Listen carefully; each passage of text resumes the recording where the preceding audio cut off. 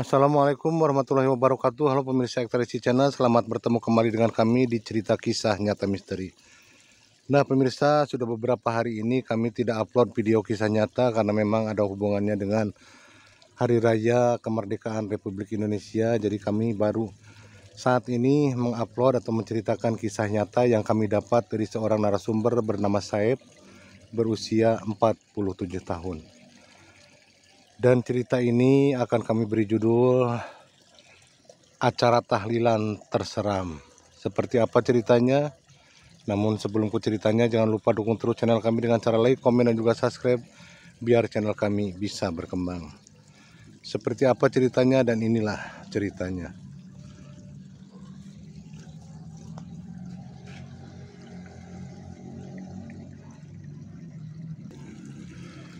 Pemirsa, Saeb berusia 47 tahun menceritakannya kepada kami, dan cerita kisah nyata ini beliau alami hampir 15 tahun yang lalu ketika beliau masih bujangan atau belum menikah.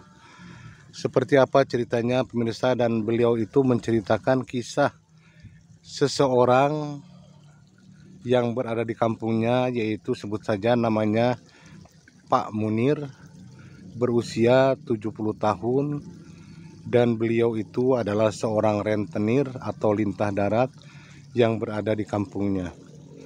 Jadi pemirsa, Pak Munir ini adalah seorang rentenir yang juga berwatak sangat keras, bahkan sering menyakiti para warga.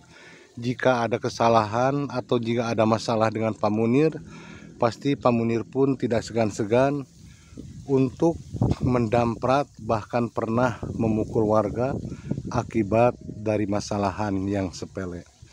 Nah, jadi pemirsa, Pak Munir itu sudah terkenal orangnya sangat kejam, pelit, dan juga rentenir paling kejam. Jadi jika ada seseorang yang meminjam uang terhadap Pak Munir, kalau telat membayar pasti dia akan langsung melabrak.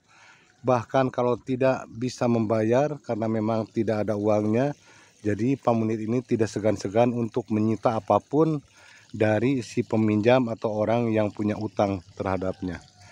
Jadi di sini di cerita ini ada hubungannya dengan Pak Munir karena Saeb menceritakan kisah yang sangat seram di saat melakukan tahlilan waktu Pak Munir tersebut meninggal dunia.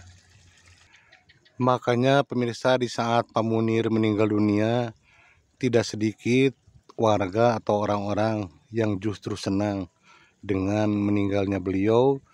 Bukan senang berarti puas, karena memang Pak Munir termasuk orang kaya yang sangat kejam, yang sangat tidak berperi kemanusiaan atau sangatlah rakus. Dan perlu diketahui pemirsa, Pak Munir itu sampai usia 71 tahun, punya anak 5, punya istri. Beliau belum pernah yang namanya naik haji, tidak seperti orang kaya yang lainnya. Sedangkan keberadaan Pak Munir itu cukuplah terpandang dan cukup kaya di kampung tersebut, namun belum pernah yang namanya naik haji ataupun umroh. Nah pemirsa, di saat Pak Munir meninggal dunia, seperti biasa di kampung atau adat atau tradisi di kampung biasanya melakukan acara tahlilan dari hari pertama, hari ketiga, hari ketujuh, dan sampai di hari ke-40-nya. Nah, jadi kejadian yang dialami Saeb ini diawali saat tahlilan di hari ketiga. Nah, pemirsa, di hari ketiga tahlilan Pak Munir tersebut dilakukan biasa malam hari setelah maghrib, karena kalau setelah maghrib banyak jamaah dari masjid atau dari musola yang datang. Nah, malam itu dilakukan pada malam hari setelah selesai maghrib. Seperti biasanya pemirsa, kalau tahlilan itu di hari ketiga dan hari ketujuh biasa diadakan setelah acara doa atau tahlilan, diadakan acara makan atau parasmanan.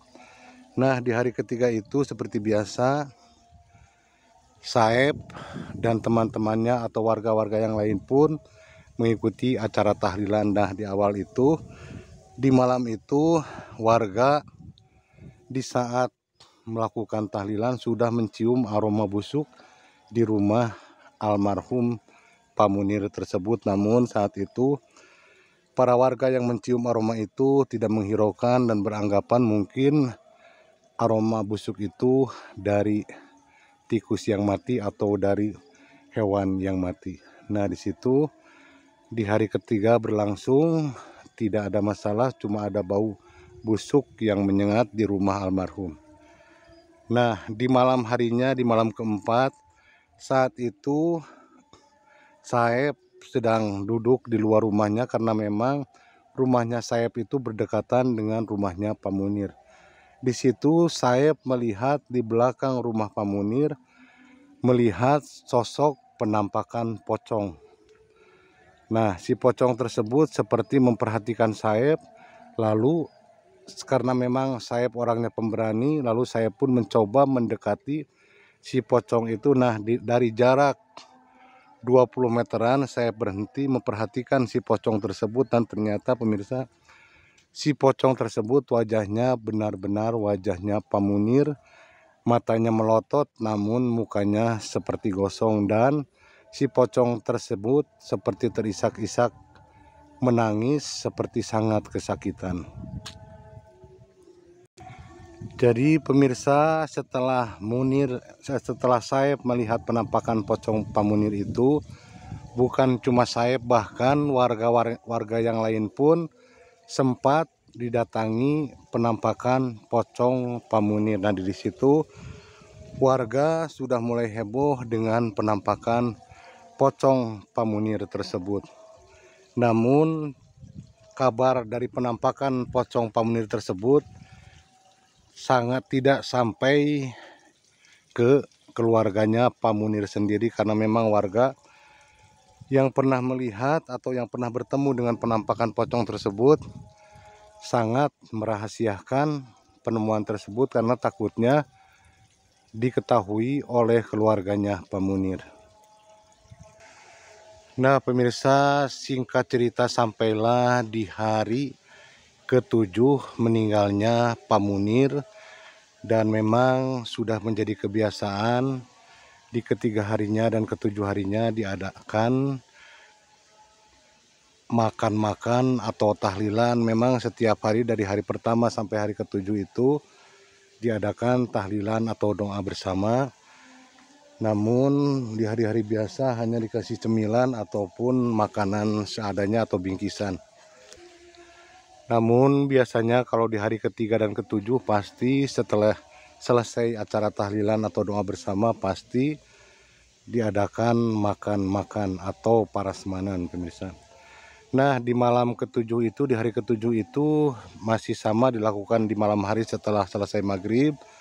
Semua warga sudah berkumpul di rumahnya almarhum Pak Munir untuk melakukan acara tahlilan atau doa bersama mendoakan almarhum. Nah, pemirsa, di hari ke-7 meninggalnya Pak Munir tersebut, semua warga sudah berkumpul di rumahnya Pak Munir. Ada yang di tengah rumah, ada yang di luar, karena memang tiap acara tahlilan di kampung tersebut memang selalu banyak pengunjung atau warga-warga, bahkan anak kecil. Nah, di malam itu saat melakukan tahlilan, keluarga Pak Munir, istrinya Pak Munir juga sudah menyediakan berbagai macam makanan, masakan yang ditata di sebuah ruangan, yang ditata di atas meja dengan memakai taplak. Meja itu cukup besar dan muat untuk menempatkan nasi, piring-piring, lauk pauknya dari mulai ikan, dari mulai daging, sayur, dan lain sebagainya, seperti halnya parasmanan di orang nikahan, karena memang Pak Munir itu atau keluarga Pak Munir sangat royal sekali, namun sangat pelit terhadap orang lain. Nah, di saat acara tahlilan berlangsung atau doa bersama berlangsung, tiba-tiba semua warga yang di situ mencium aroma busuk. Lagi-lagi seperti di malam ketiga tahlilan, mereka mencium aroma busuk, dan malam itu juga mereka mencium aroma yang sangat busuk, sehingga mereka yang berdoa pun mungkin tidak terlalu konsentrasi dan sambil menutup hidung karena bau aroma yang sangat busuk sekali. Namun tidak berapa lama aroma busuk itu pun hilang, dan acara tahlilan pun atau doa bersama pun selesai, dan mereka untuk siap-siap ngantri untuk makan prasmanan yang sudah disediakan di ruangan yang lain. Akhirnya semua warga yang ikut tahlilan ngantri untuk makan, mengambil piring, mengambil nasi, lauk, dan lain sebagainya, lalu mereka keluar. Begitupun dengan Saeb, namun Saeb berada di giliran agak belakang, sehingga Saeb belum mengambil nasi, lauk pauk, dan lain sebagainya karena memang ngantri sekali karena banyak pengunjung. Namun yang anehnya, Saeb melihat orang-orang yang sudah mengambil nasi, lauk pauk, dan lain sebagainya itu dibawa keluar dengan piringnya masing-masing. Yang anehnya, Saeb melihat orang-orang tersebut atau warga-warga tersebut tidak memakannya. Justru si nasi yang sudah dimasukkan ke piring masing-masing dan juga lauk pauknya tidak dimakan, malah disimpan di atas lantai, di pinggir lantai tersebut. Nah, di situ saya berpikir kenapa mereka tidak memakannya nasi yang sudah dibawanya. Nah, di situ saya tidak merasakan kecurigaan, namun sangat heran sekali kenapa warga tidak langsung memakannya. Tidak seperti di pernikahan, pemirsa, kalau prasmanan itu kalau sudah mengambil nasi dan lauk pauk sebagainya itu biasanya langsung dimakan. Namun kali ini mereka hanya membawa atau memasukkan sayur-sayuran dan juga lauk pauknya ke dalam piring, ke atas piring, namun mereka tidak memakannya, justru menyimpan piring berisi nasi dan lauk pauknya itu di lantai. Nah, di situ saya merasa penasaran, dan akhirnya saya tiba ke giliran dia untuk mengambil nasi dan lauk pauknya yang sudah tersedia di atas meja makan di ruangan tersebut.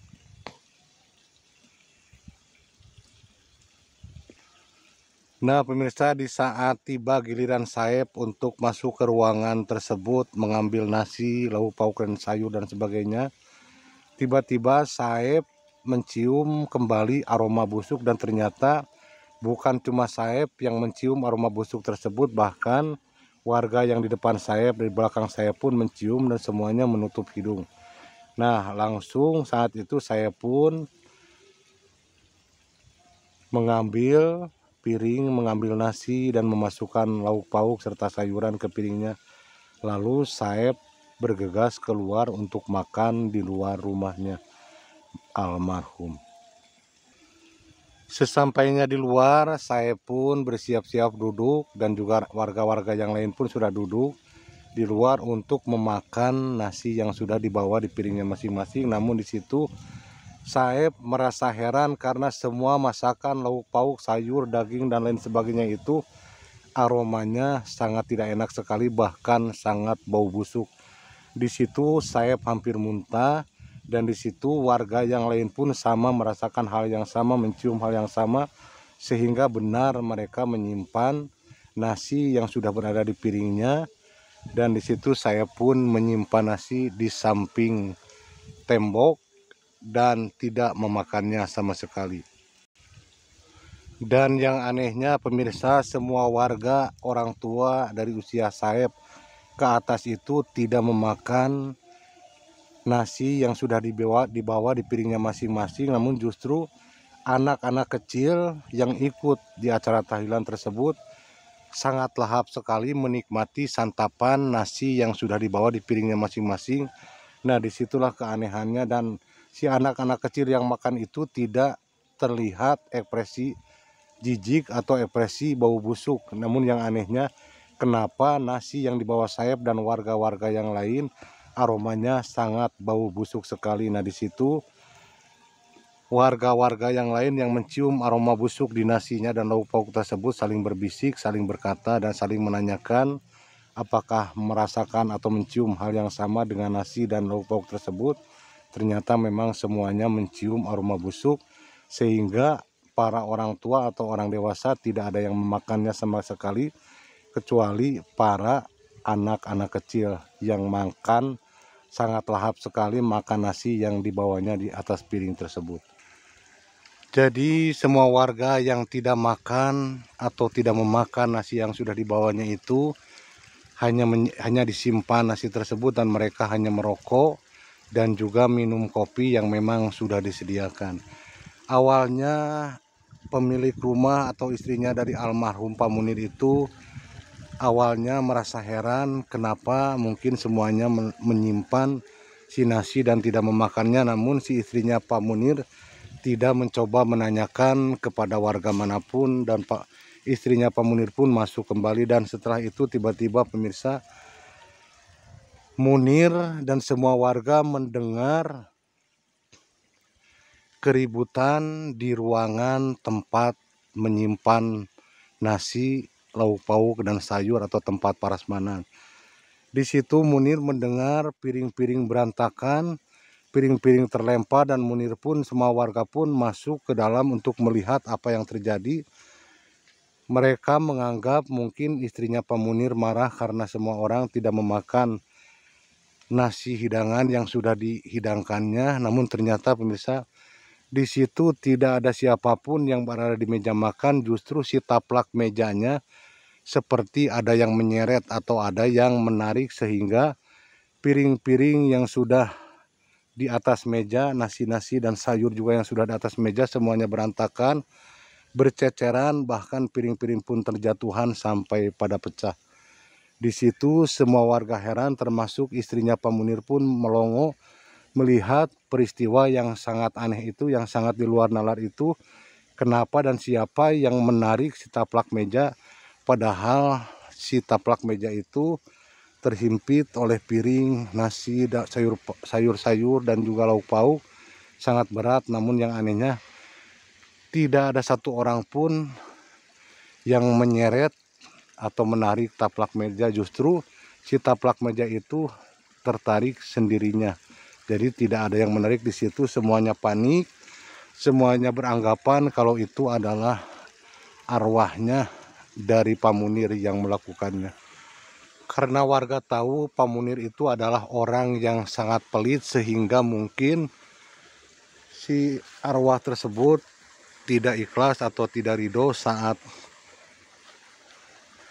semua warga makan di rumahnya tersebut di acara tahlilan. Sehingga arwahnya Pak Munir mungkin marah dan mengobrak-abrik makanan, nasi dan lain sebagainya yang sudah ditata di atas meja oleh istrinya. Jadi semua piring, sayuran, lauk pauk dan lain sebagainya itu terlempar dengan sendirinya ke lantai, sehingga semuanya berceceran, piring-piring pun pecah. Begitu juga makanan tertumpah, berceceran, bersatu dengan piring-piring pecah. Nah, di situ semua warga heran, hanya melihat dari pintu, tidak berani masuk ke ruangan tersebut dan menyaksikan kejadian aneh itu. Nah, di saat kegaduhan itu tiba-tiba anaknya Pak Munir yang perempuan menjerit histeris keluar dari kamar.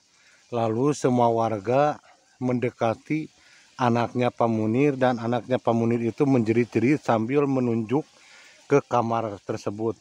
Nah, warga pun di sana semuanya ikut melihat, melongo ke dalam kamar, dan ternyata pemirsa, Saeb sendiri memperhatikan kalau di dalam kamar itu ada penampakan pocongnya Pak Munir.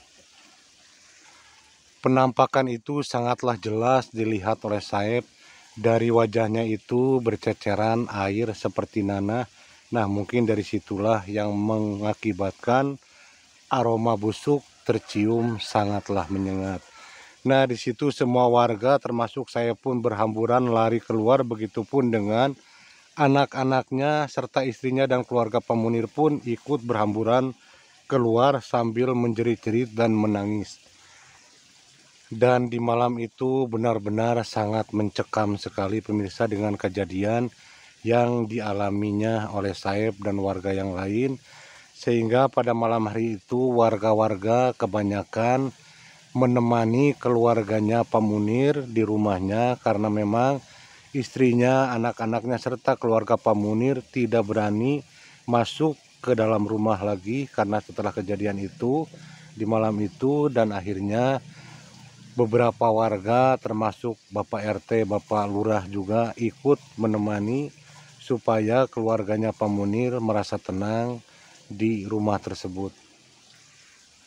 Dan setelah kejadian itu pemirsa, warga bergiliran menemani keluarganya Pak Munir di rumah tersebut, bahkan nginep di rumah tersebut dan diberi upah oleh istrinya Pak Munir sampai 1 bulan lamanya warga menemani dari keluarga Pak Munir karena memang istrinya bahkan keluarga Pak Munir tidak sanggup kalau tidak ditemani para warga untuk tinggal di rumah tersebut atau untuk menemani ibunya di rumah tersebut karena memang anak-anaknya Pak Munir itu sudah berkeluarga dan memang sudah pindah rumah atau tidak menetap lagi di rumahnya Pak Munir tersebut.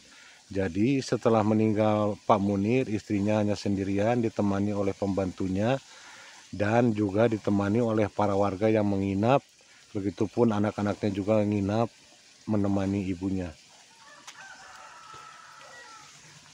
Nah pemirsa, itulah kisah nyata yang dialami sendiri oleh Saeb yang benar-benar melihat kejadiannya. Jadi Saeb menceritakan kepada kami dan saya pun sampai sekarang masih merasakan trauma, masih merinding, dan Saeb sampai sekarang jarang sekali ikut tahlilan ke orang-orang yang meninggal terkecuali ke keluarganya atau saudaranya sendiri. Nah pemirsa, itulah kisah yang dialami saya. Mudah-mudahan ini sangat bermanfaat sekali, sangat berguna sekali. Mudah-mudahan pemirsa mengerti dengan apa yang kami ceritakan karena memang mohon maaf kami sangat terbata-bata menceritakannya, dan semoga ini menjadi pembelajaran bagi kita. Semoga kita semua selalu dalam lindungan Allah Subhanahu wa taala, menjadi orang yang sangat diridhoi oleh Allah Subhanahu wa taala, sehingga hidup dan mati kita pun tetap menjadi hal yang baik.